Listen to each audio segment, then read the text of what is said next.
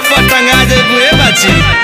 न कबहू हारल बानी जा नहीं कबू हारल जाई बबुआन से दिलागी हो तब बुझली हमारल जाई। पूरा जिला जवार समसन हो जाई जवानी जियान हो जाई ए बाची। जब दाग लगे गोली बबुआ इलाका सुनसान हो जाई।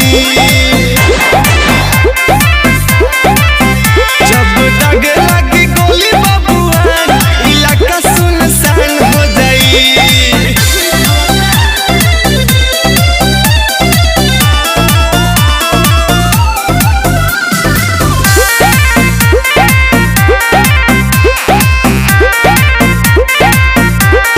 होश में तू रहे शिवम चंदन लागत तोहरा पिटाए के बम कवन छुदी रे